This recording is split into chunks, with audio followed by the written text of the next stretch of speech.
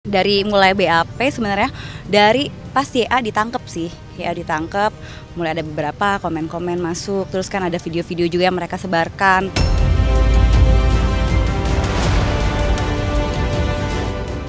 Katanya sih ada ya, katanya sih ada. Ada yang kata-kata yang bikin aku sakit hati banget sih, kayak ada keluarganya si tersangka itu ngomong, siapa yang nitipin, siapa yang apes. Itu dia japri langsung.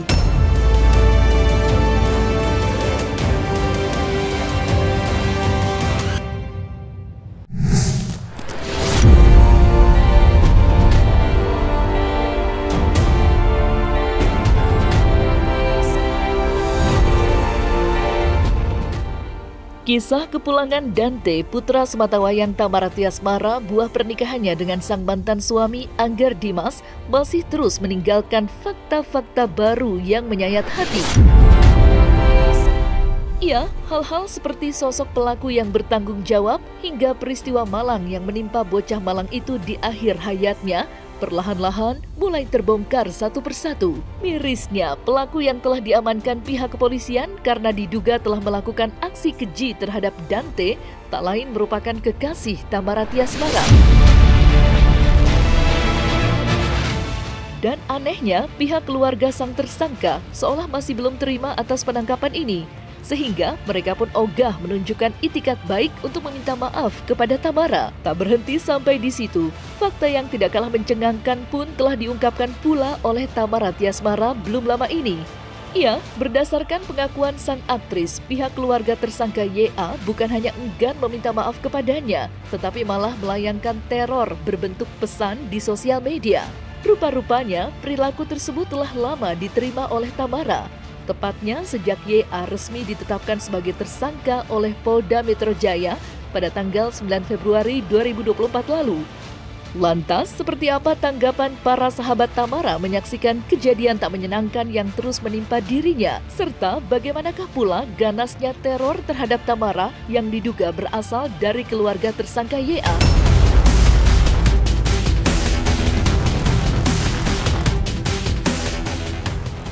Misalkan aku update sesuatu di sosmed, entah itu Instagram atau TikTok, langsung di reply. Terus ada juga ya yang mereka japri ke aku sih, yang mereka kayak DM aku langsung, ada juga yang WhatsApp aku langsung gitu. Dari mulai BAP sebenarnya dari pas YA ditangkep sih, YA ditangkep, mulai ada beberapa komen-komen masuk, terus kan ada video-video juga yang mereka sebarkan. Katanya sih ada ya, katanya sih ada. Ya maksud aku kalau nggak terima ya lebih nggak terima mana anaknya yang hilang selamanya gitu loh. Sekarang ya tinggal bertanggung jawab aja lah apa yang udah dilakuin gitu kan. Semua orang juga udah lihat kalau misalnya itu bukan kelalaian ya, tapi itu berencana. Misalkan contohnya, ini kan karena banyak banget akunnya, terus kayak yang lihat aja sendiri gitu-gitu, yang nanti saya buka satu-satu. Ada yang kata-kata yang bikin aku sakit hati banget sih, kayak ada keluarganya si tersangka itu ngomong, siapa yang nitipin, siapa yang apes. Itu dia japri langsung. Maksud aku gila banget, siapa yang nitipin, siapa yang apes. Nah emang anakku meninggal aku nggak apes gitu.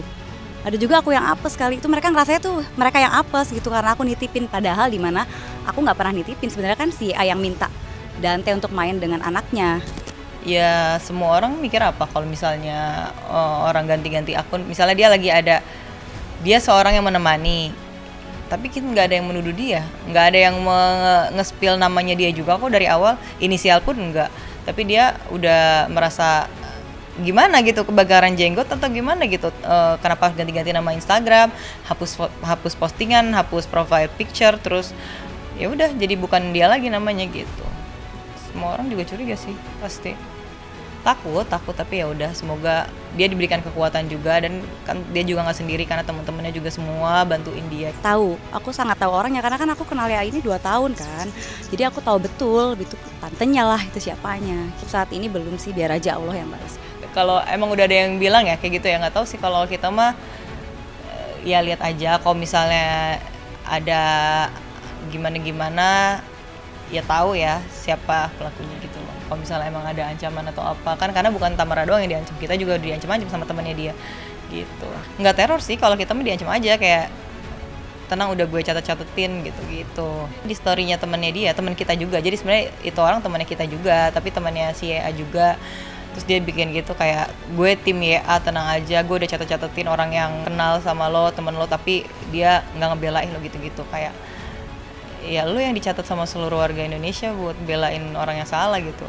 Kita sih merasa yakin ada di pihak yang benar, dan kita pasti akan membela kebenaran. Kita akan kawal terus kasus ini, kita bantuin sahabat kita dengan sepenuhnya gitu kalau dia butuh apa-apa. Terus kalau misalnya emang ada terjadi apa-apa sama kita, amit-amit, ya kita tahu itu kenapa dan siapa. Sangat menyesal lah, pastinya sangat menyesal udah kenal si YA, tapi biar gimana pun percaya itu jalan Allah semuanya. Ketabahan, dan juga keluarganya YA juga harus berbesar hati kalau memang YA-nya itu bersalah. Pilu benar nasib Tamara Tiasmara saat ini. Selain terpaksa menjalani hari-hari sepi tanpa kehadiran sang putra di setiap langkah kakinya membawanya, wanita kelahiran tahun 1995 itu harus merasakan pula perlakuan kurang menyenangkan yang diduga berasal dari keluarga tersangka YA.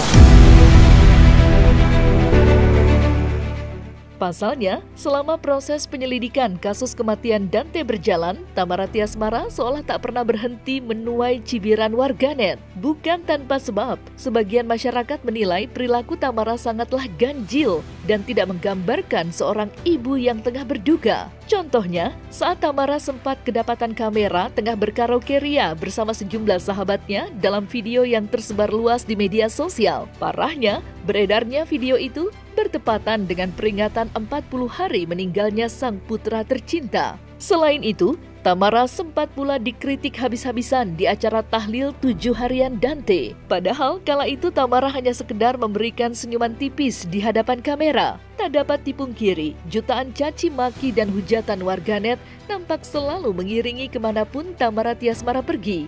Lantas, seperti apa jeritan hati Tamara melihat pedasnya cacian dari warganet? Serta bagaimanakah pula tanggapan para kerabat dekatnya?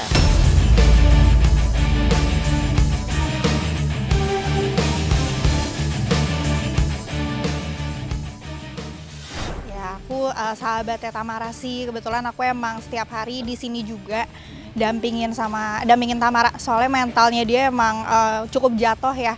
Jatuh banget sih malah jatuhnya, karena aku nggak pernah lihat dia sebegininya sih sebelumnya gitu. Selama 15 tahun aku temenan ini sama dia sih. Kalau berita yang menyudutkan sih, aku gimana ya, sendiri kayak aku nggak tanggepin sih, dan nggak aku baca-baca juga. Jadi kayak udahlah, biarin aja, terserah orang mau nilai apa gitu. Alhamdulillah malah aku tuh seneng. Jadi kayak orang yang dizolimin itu kan katanya doanya langsung tembus jalur langit. Aku kayak alhamdulillah ya, orang pada zolimin aku, siapa tahu Allah langsung denger doa aku yang gitu aja sih, bersyukur aja sih gitu. Nah, kalau aku nanggepin dari pihak keluarga yang ngata-ngatain aku cuma mikir gini, wajar, namanya juga tersangka, pasti nggak mau namanya jelek sendiri, gitu aja sih. Jadi aku nggak ambil pusing lah, itu juga kan fitnahan gitu loh. Ya semakin difitnah semakin gede pahala buat aku, dosa aku balik ke mereka semua. Ya aku kayak bingung aja sebenarnya, bingung nih yang tersangka siapa sih, yang korban siapa sih gitu. Kok aku ini korban tapi tersangkanya merasa korban ya? Kesedihan yang dialamin pun mungkin di mata netizen kurang sedih, kurang dapet feel-nya gitu loh. Saya sih lucu aja sih, bisa ada berspekulasi kalau Tamara adalah pembunuh anaknya yang istilahnya berencana sama pacarnya. Itu sih nggak bener banget sih. Dan untuk misalkan cucu saya takut berenang, saya nggak mungkin kasih kepada orang yang takut, apalagi misalkan takut berenang, takut sama orang itu tersangka. Saya itu nggak mungkin kasih. Anak saya itu udah kehilangan anaknya, kenapa anak saya itu dihujat? Kalian tuh nggak tahu tuh nggak sebenarnya anak saya tuh lebih tahu anak saya. Enggak nak, kamu tuh dihujat nak, kamu dihujat, mama nggak terima, dia udah kehilangan anak, tau nggak? Dia udah kehilangan anak, kalian hujat semua, tau nggak? Saya nggak terima. Sekali lagi misalkan cucu saya tuh nggak suka, apa takut, baik takut air, apa takut sama orang itu yang tersangka, nggak mungkin cucu saya tuh nggak cerita sama saya, dia selalu happy. Oh iya Amane, aku mau berenang sama tersangka, dia happy. Aku bisa berenang, jadi saya bisa berenang. Kenapa kalian begitu? Kalian tuh nggak tahu ceritanya gimana. keadaannya sebenarnya tuh gimana. Dia udah terpukul, anak saya udah terpukul. Saya udah hancur, anak saya lebih hancur.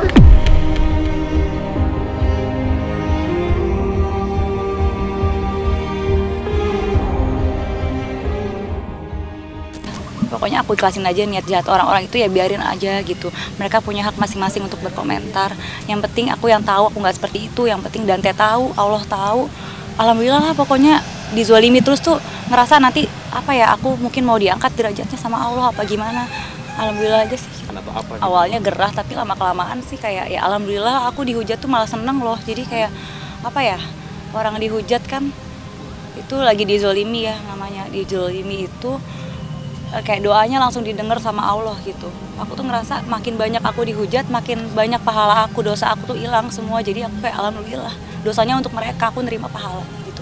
Aku sedih banget ya, jujur banget, kayak bisa ditanya juga sama Tamara gitu ya. Aku tuh nangis-nangis bener-bener yang lebih dari Tamara mungkin, karena aku tuh jujur nggak terima sahabat aku tuh digituin gitu.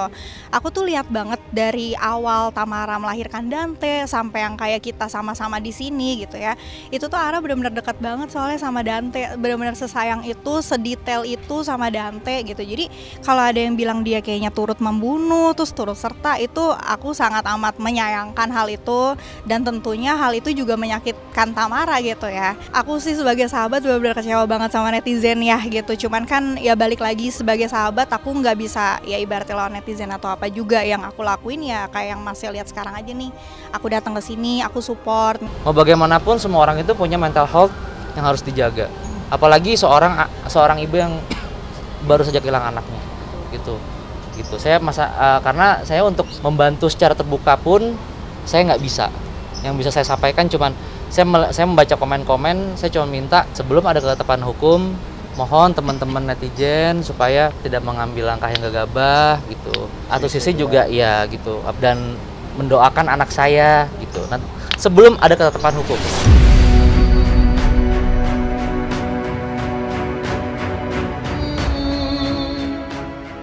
Terlepas dari kisah pilu yang dirasakan Tamara, badai masalah nampak turut menimpa sang mantan suami, yakni Angger Dimas.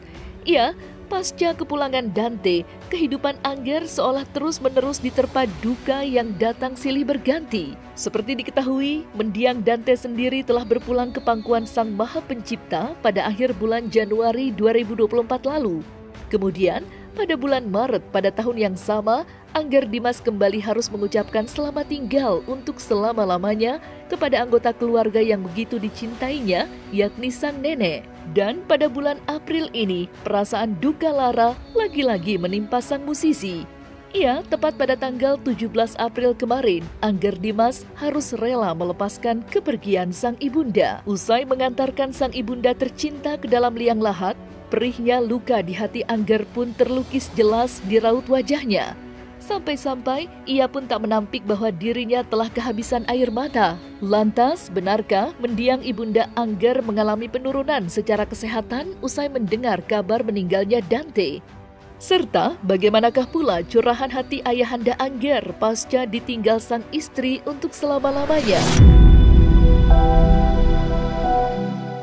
Saya dengan adiknya Angger itu udah puas, sangat puas ya, karena saya istilahnya dari hal-hal yang kecil, ibunya sakit itu selalu yang dicarikan saya tanya, ayah mana? Aku minta sama ayah makan, aku minta sama ayah ganti baju, aku minta sama ayah, terus untuk bersih-bersih badan, istilahnya untuk membersihkan kotoran, aku mintanya sama ayah, nggak sama kamu. Sampai anak saya bilang, ibu kan aku nggak anak ibu, iya tapi aku mintanya sama ayah.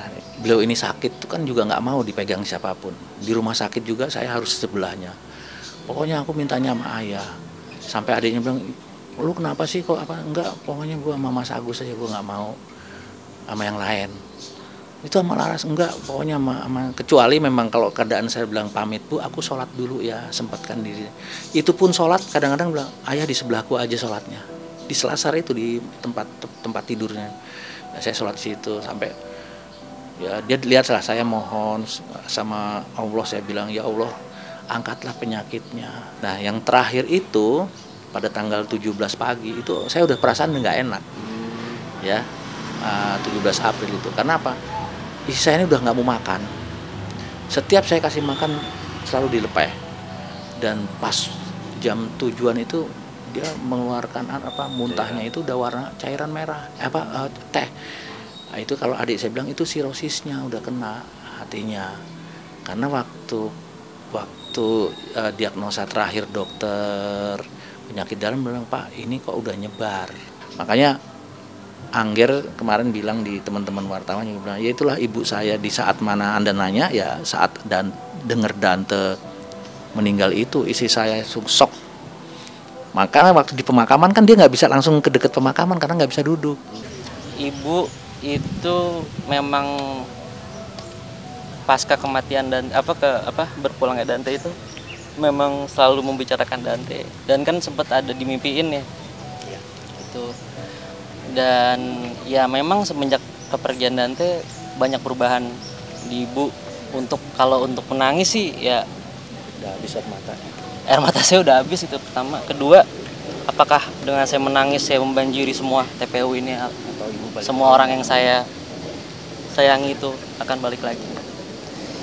Jadi ya kalau dari saya sih, untuk informasi saya sebenarnya belum tidur dari kemarin, makanya ya masih gagap-gagap lah sekarang, karena sama ini mungkin teman-teman lihat saya menghilang. Saya sebenarnya menghilang itu ngurusin ibu. Saya emang nggak sempat ngobrol ya, cuman saya sempat juga stabil pas saya datang. Stabil, saya bilang, ibu aku di sini, ibu aku samping ibu. Saya minta maaf, ya nafas. Habis itu udah, ya udah itu sebenarnya kemarin itu meninggalnya pas saya ada pas ada saya di samping. Saya bilang bahwa makhluk hidup itu pasti akan mati, makhluk yang bernyawa akan mati. Jadi kamu jangan beratkan itu. Sampai talkimnya itu berkali-kali dibilang, pokoknya kamu jangan bosen. Ini proses memang seseorang ya kesana, dia bilang. Ada saat, dan itu yang dia nuntun sama adiknya, dia sebelah kiri, dia sebelah kanan. Sampai begitu setelah dinyatakan meninggal itu saya bilang, Ger, Laras kamu cium kaki ibu. Ibu udah nggak ada, bilang. Karena Angger terakhir yang dia bilang, Bu, aku ikhlas. Kalau ibu memang mau dipanggil, aku ikhlas. Itu tarik napas. Angger sempat bilang seperti itu karena begitu ditalkinin terus, terus ibu kok udah alatnya tuh udah lemah gitu.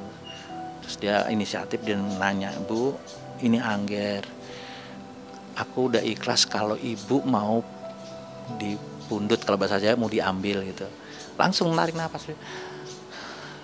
Jadi alhamdulillah itu anak bisa ndampingin ibu saat-saat terakhir. Habis itu ya udah pecah nangis, adiknya semua, adik-adiknya beliau. Saya begitu sholat itu, selesai sholat baru dipanggil itu. Tapi saya udah pesen sama mereka, maghrib jangan kemana-mana, kamu temenin ibu.